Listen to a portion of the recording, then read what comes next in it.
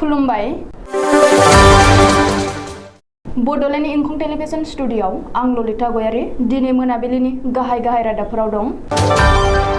बक'नि 25 megawatt सलार power प्लान्टखौ गिबि मन्थ्रिया बेखेवबाय। आसामनि एमएलएफोरखौ सप्तासेनि गेजेरावनो गावबा गावनि न' नागारनो बिथोन। बर'खौ गेरेमसा हारि महरै सिनायथि होनो गासै फरायसाफ्रानो गुन गोनां सोलोंथाइ लानानै माहारिनि बिबान लानांगौ बुंदों खोरोमदाव औवारी। पुलिसनि एनकाउन्टाराव सासे मोसौ माफियानि जिउ खहा। जुबिन गार्डआ बाथरुमाव गोग्लैनानै खर'आ जखम जादों। गोनां जायोब्ला दिल्लीयाव लांनो गिबि मन्थ्रिनि बिथोन। ना फिसिग्रा बिफाना आयेन बेरेखायै थिसनथाइ होनाय सा 217 मावफारियाफोरखौ होखारनो बिथोन।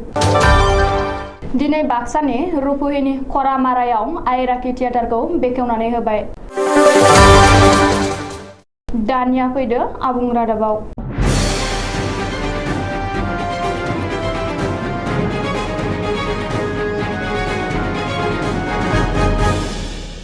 बक'नि 25 मेगावाट सलार पावार प्लान्टखौ गिबि मन्थ्रिया दिनै बेखेवबाय। अदालगुरियाव मैया आसामनि गिबिसिन सलार पावार प्लान्टखौ बेखेवनायनि उनाव गिबि मन्थ्रि डक्टर हिमन्त बिश्व शर्माया दिनै कामरुप जिल्लानि बक' फालुकाटआव आसामनि नैथि सलार पावार प्लान्टखौ बेखेवदों। बक'नि फालुकाटआव 25 मेगावाट सलार पावार प्लान्टखौ बेखेवनाय हाबाफारिखौ लोब्बा लाना मोनसे गेवलां मेलबो खुंनाय जायो। बे गेवलां मेलाव गिबि मन्थ्रिया बुंदों दि बे बिथांखिया रायजोआवनो साननि बिदुं दिहुननाय मोब्लिबखौ बांसिन होगोन, खामानिनि थिसनथायाव खाबु जागोन, आबहावा रैखाथि होनायाव गोख्रोंसिन जागोन। बबेखानि फैबाय थानाय समाव आसामनि रायजोआरि हान्था मेला बिफाननि बासफोरखौबो मोब्लिबारि खालामगोन, 75 मेगावाटनि सलार पावार प्लान्टखौ फसंगोन आरो मोब्लिबनि जोहैनो रायजो राजाफ्रा गावबा गावनि गारिखौ सालायनो हानाय खालामगोन होननानैबो गिबि मन्थ्रिया गावनि बिबुंथियाव बुंदों। मिथिनो हानाय बायदिब्ला दिनै बक'आव 25 मेगावाट सलार पावार प्लान्ट बेखेवनाय हाबाफारियाव गिबि मन्थ्रि डक्टर हिमन्त बिश्व शर्माजों लोगोसे केबिनेट मन्थ्रिफोर फारियै नन्दिता गार'लसा, चन्द्रमहन पाटवारी, उरखावगोरा ब्रह्म, राभा हांसोनि सिएम टंकेश्वर राभा, गोबांसा एमएलए फारियै नन्दिता दास, हेमांग ठाकुरिया, सुमन हरिप्रिया, रेकुबुद्दिन आहमेदजों लोगोसे मोब्लिब बिफाननि गोबांसा गोजौ थाखोनि मावख'गिरिफ्रा बाहागो लायो। दिसपुराव थानाय एमएलए हस्टेलफोरखौ सिफायगोन, बिनि थाखाय सप्तासेनि गेजेरावनो गावबा गावनि न'खौ नागारनांसिगोन। आसामनि एमएलएफोरा दिसपुराव थानाय आसाम हस्टेलनि गासिबो न'फोरखौ सिफायजोबसिगोन। बिनि थाखायनो एमएलएफोरखौ सप्तासेनि गेजेरावनो गावबा गावनि न'खौ खालि खालामनो बिथोन होदों। मख'नो गोनांदि 20 जुलाइ एबा दिनैनि गेजेरावनो गासैबो एमएलएफोरखौ गावबा गावनि न'खौ खालि खालामनो थाखाय सिगाङावनो बिथोन होनाय जादोंमोन। नाथाय बे समखौ बारायनानै आरोबाव सप्तासे फोलावनानै होनाय जाबाय आसामनि एसेम्बलि सेक्रेटारियेटआ। रिपर्ट बादिब्ला आथिखालनि एमएलए हस्टेलाव गोदानै 10 खोलोबनि बिल्डिं बानायनाय जागोन। एमएलएफोरनि थाखाय गुबुन गुबुन गंनै बिल्डिं आरो एमएलए स्टाफनि थाखाय गंसे गोदान बिल्डिं बानायनाय जागोन। बे गोदान बिल्डिंनि खामानिफोरखौ फैगौ सेप्तेम्बर दाननिफ्राय जागायगोन आरो 3 बोसोरनि गेजेरावनो आबुं खालामना एमएलएफोरनो गथायना होनो थांखि लादों। बे 3 बोसोरनि समाव साफ्रोमबो एमएलएफोरानो भारा न'आव थानांगोन। भारा न'आव थानायनि थाखाय सोरखारानो साफ्रोमबो एमएलएनो 50,000 राङै होनाय जागोन होननानैबो आसामनि आयेन आफादनि बुंथिगिरि बिश्वजित दैमारिया फोसावदों। मुसलपुर दख'रा दुलाराय बर' फरायसा आफादनि बानजायनायाव 2022 इं मायथाइनि एसएसएलसि आरो एइचएस आनजादाव सेथि थाखोआव उथ्रिसारनो हानाय फरायसाफोरखौ बरायनाय आरो मान बावनाय हाबाफारिखौ दिनै मुसलपुरनि मुसलपुर जौसिन फरायसालिमानि रुंसारि धरनिधर बसुमतारी गोसोखांथि न'ब्लाङाव सानसेनि मेहेरगोनां हाबाफारिजों खुंफुंनाय जायो। हाबाफारि बायदियै बड'फानि सावगारियाव बिबार बावनाय आरो आलारि बाथि फोजोंनाय हाबाफारिखौ मावफुंनानै होयो मुसलपुर गुदि बर' थुनलाइ आफादनि आफादगिरि गपाल चन्द्र बर'आ आरो मेलखौ बेखेवनानै होयो बाक्सा जिल्ला एबसुनि गाहाय नेहाथारि नन्देस्वर बर'आ। बे हाबाफारियाव गाहाय आलासि महरै बाहागो लायो मिरु एबसुनि लोगो आफादगिरि खोरोमदाव औवारीआ। खोरोमदाव औवारीआ गाहाय आलासि महरै बाहागो लानानै साफ्रोमनिबो जिउआवनो जेंनाया फैखायो होननानै फरायसा समाव साफ्रोमबो फरायसाफोरानो फरायसाफोरानो नखरनि जेंनाफोरखौ गेदेरथार जेंना होननानै सानालाबानो फरायनायावल' गोसो होथारनो साफ्रोमबो फरायसाफोरखौनो खावलायो। लोगोसे बर'खौ गेरेमसा हारि महरै सिनायथि होनो गासै फरायसाफोरानो गुन गोनां सोलोंथाइ लानानै माहारिखौ बिबान लानांगौ होननानै गावनि बिबुंथियाव दाजाबदेरनानै बुंबावो। रायजोआव फिन पुलिसनि एनकाउन्टार आफां आसामनि कक्राझार आरो धुबुरी जिल्लानि सिमनायारि ओनसोलाव दिनै फुंबिलियाव फिन पुलिसआ एनकाउन्टार पुलिसनि जिम्मानिफ्राय खारखोमानो नाजानाय समावनो पुलिसआ एनकाउन्टार खालामो। बे पुलिस एनकाउन्टाराव सासे मोसौ माफियानि जिउ खहा एनकाउन्टाराव जिउ गोमानाय मोसौ माफियाखौ आदम आली होननानै सिनायथिदों। मिथिनो हानाय बादिब्ला कक्राझार आरो धुबुरी जिल्लानि सिमनायारि ओनसोलाव थांनाय हराव आसामनि पुलिस बिफाना मोसौ माफियानि हेंथायै एनकाउन्टार खालामदों। बे एनकाउन्टाराव आदम आली मुंनि मोसौ माफिया जिउ गोमायो। बबेखानि बे खौरांखौ सुजुनाय समहालागै मोसौ माफिया आदम आलीनि गोथै सह'खौ धुबुरी मेडिकेल कलेज देहा फाहामसालियाव दोननाय जादोंमोन। बाथरुमाव गोग्लैनानै खर'आव जखम जादों इयुथ आइकन जुबिन गार्गआ बाथरुमाव गोग्लैना डिब्रुगड़नि सन्जीवनी हस्पिटालाव जर'खा फाहामथाय लादों जुबिन गार्गआ।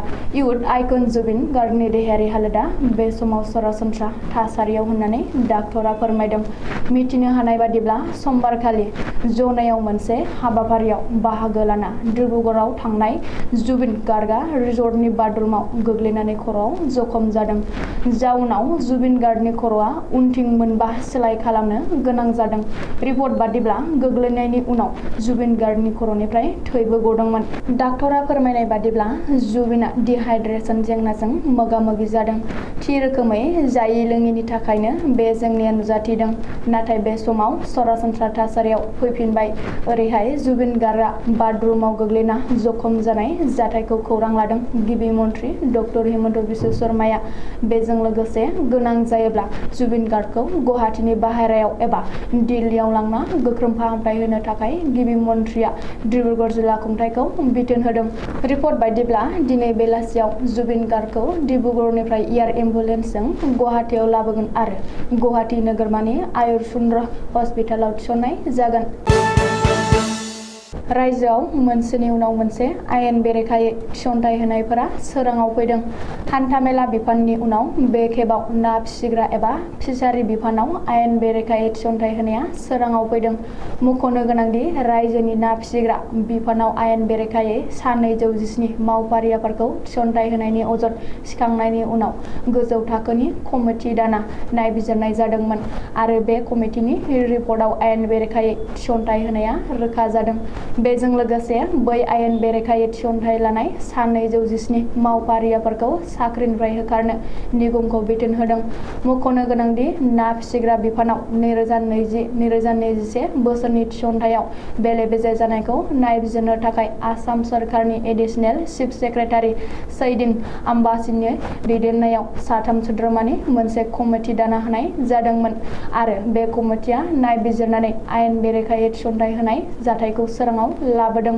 रिपर्ट बादिब्ला निगमआ खौरांलाइ वेबसाइट आरो रिक्रुटमेन्ट एक्सचेन्जआव जेरावबो फोसावथाय होआलासे थिसनथाइ होदोंमोन। बरंस जेबो रोखोमनि सायख' आनजादबो खुंनाय जायाखैमोन। रिपर्ट बायदिब्ला बैसोर गासैबो थिखायारि मावफारियामोन। सोरखारि नेमखान्थि बायदियै जायखिजाया थिखायारि मावफारियाफोरखौ थोंजों सोरखारि रेगुलार मासियाव थिसनथाइ होनो हाया।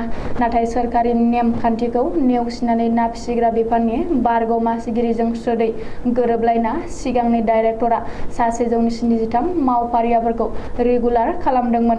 मख'नो गोनांदि एमएलए रमाकान्त देउरिया मासिगिरि आरो एनसि बसुमतारी, अरुणराधा अतिखारी शर्माया मेनेजिं डाइरेक्टर महरै बिबान रुजुनायाव समावनो बेबादि आयेन बेरेखायै थिसनथाइ होनाया जादोंमोन। बाक्सा जिल्लानि सालबारि महकुमानि बेन्दोङाव थानाय रुपुहिनि खरामारियाव दिनै सानसेनि हाबाफारिजों मेहेरगोनां आइ राखि थियेटारखौ बेखेवनानै होबाय। बे बेखेवनाय हाबाफारियाव गाहाय आलासि महरै नुजाथिफैदों सालबारि बियाबनि इउपिपिएल दोलोनि TCLCC चेयारमेन बिथां बिन'द मुसाहारिया। बिथाङानो बेखेवनाय हाबाफारिखौ मावफुंनानै होयो। लोगोसे इउपिपिएल दोलोनि सेन्ट्रेल आइजो गांखंनि नेहाथारि बिउटि बसुमतारी बिथाङाबो नुजाथिफैदों। लोगोसे BKWSनि एम महिपाल बर', इउपिपिएल सालबारि जिल्ला कमिटिनि गाहाय नेहाथारि सुरेश सरखार बिथांमोनहाबो बाहागो लाफादों। बे आइराखि थियेटारनि बिगुमायानो जादों फामफुलि गयारी आरो दैदेनगिरि महरै दं धनिराम सरगयारी आरो महरगिरिफ्रा दं फामफुलि गयारी बिथाङा बिगुमाजो लोगोसे फावबो खालामगोन। निरिबिलि रामसियारि बिथाङा गाहाय फावखुंग्रि महरै दं आरो गाहाय फावखुंगुराव दं जोंमा बसुमतारी आरो गोबां महरगिरिफोरबो दंबावो। बिथांमोनहानो जाबाय रुगुनि बसुमतारी, सनेस्वर बर', रुपेन कछारी, माइकेल बर' आरो बिथांमोनजों लोगोसे सा 60 रिंगु दावसाफोरबो दंफायो। आइराखि थियेटारनि बिगुमा फामफुलि गयारी बिथाङा खौरांगिरिनि गेजेरजों फोरमायदों दि गावनि थियेटाराव मोनथाम नायजाब जागोन होननानै फोरमायदों। नायजाबनि मुङा फारियै फाखन, दाहा आरो जोंब्लावनाय हाथफ्ला आरो बिथाङा खौरांनि गेजेरजों जाहाथे गावनि थियेटारखौ नायो, अनसायो आरो जौगाहोयो। बिथांनि थियेटार खुलिनायनि थांखियानो जाबाय बर' समाजखौ जौगाहोनाय आरो समाजाव बर'खौ सिनायथि होनाय होननानै खौरांनि गेजेरजों फोरमायदों। दिनै मोनाबिलिनि रादाबा एसेनोसै। गोजोन्थों।